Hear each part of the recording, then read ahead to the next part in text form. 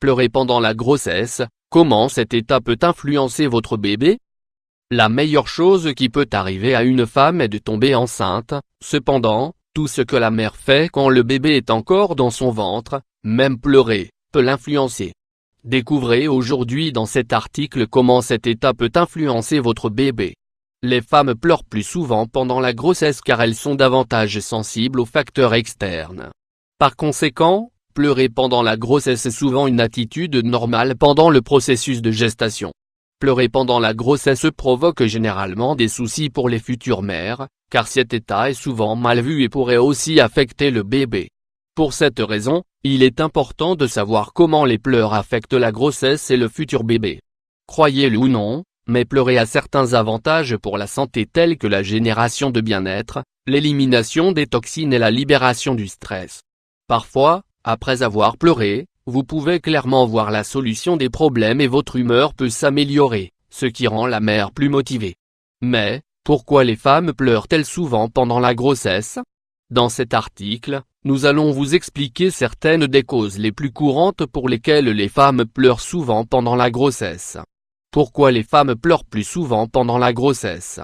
Comment pleurer peut affecter un bébé avant la naissance? Découvrez à présent les raisons les plus fréquentes qui expliquent que les femmes pleurent plus souvent pendant la grossesse et comment cet état peut affecter le bébé. Fatigue en raison des nausées fréquentes, des changements hormonaux et de la croissance constante du ventre, les femmes enceintes ont plus de difficultés à dormir. Toutes ces raisons affectent particulièrement les femmes enceintes et les rendent tout le temps fatiguées.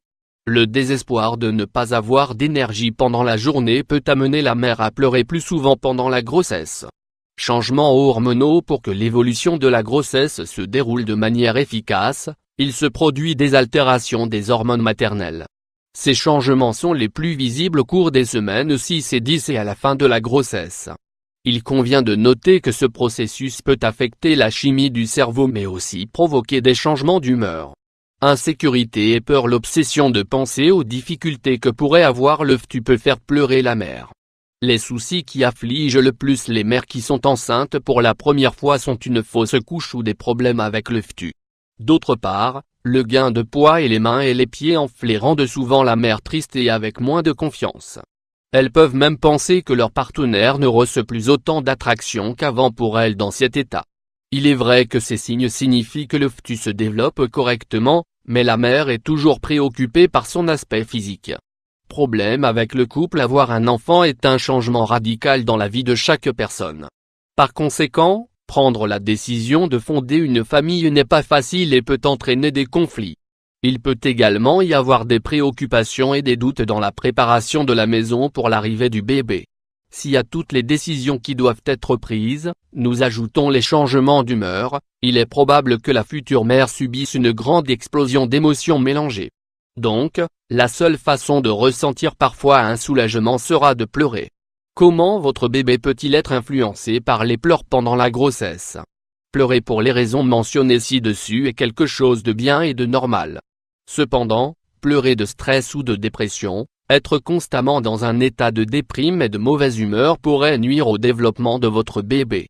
Le développement du cerveau du bébé. La dépression pendant la grossesse influence la croissance du fœtus et peut affecter le système neuro- et endocrinien du bébé. Cet état agit sur l'humeur, les émotions et la réponse au stress. De plus, la dépression peut augmenter les risques que l'enfant développe plus tard une maladie mentale. Naissance prématurée ou avortement. Pleurer à cause de l'anxiété réduit le flux sanguin qui sert à transporter les nutriments nécessaires pour le fœtus. Cet état peut provoquer des problèmes respiratoires, influencer la perte de poids du bébé, dans le pire des cas provoquer une naissance prématurée ou une fausse couche. La personnalité de l'enfant. Lorsque la mère pleure à cause du stress, son taux de cortisol augmente considérablement et le fonctionnement du placenta peut être affecté. Si cela se produit, cela peut être nocif pour le bébé, car l'une des fonctions du placenta est de protéger le fœtus contre le cortisol. Cette situation peut avoir une influence négative et augmenter le risque que l'enfant développe des problèmes de comportement tels que l'hyperactivité, le syndrome du déficit de l'attention ou la schizophrénie.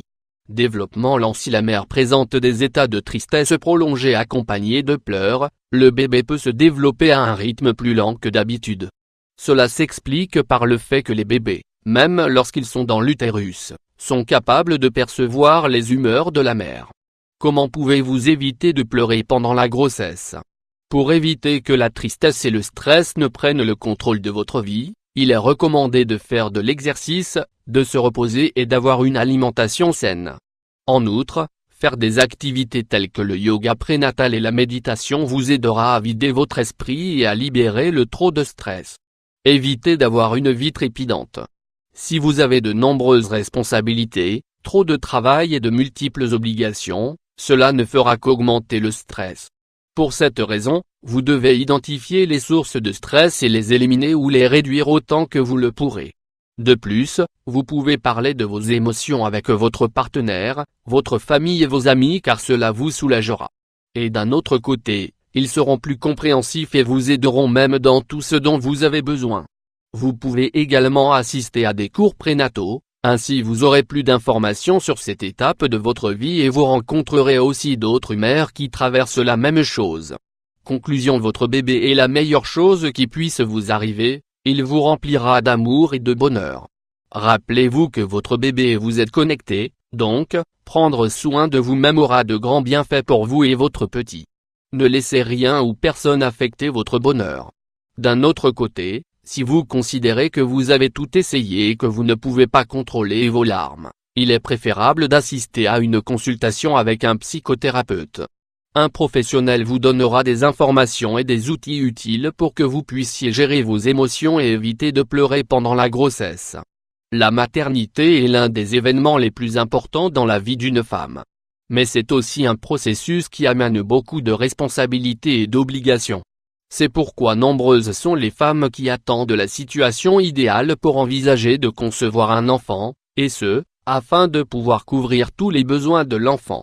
La grossesse à un jeune âge ou à l'adolescence se considère parfois comme un problème de santé publique en raison de la considérable augmentation du nombre de cas.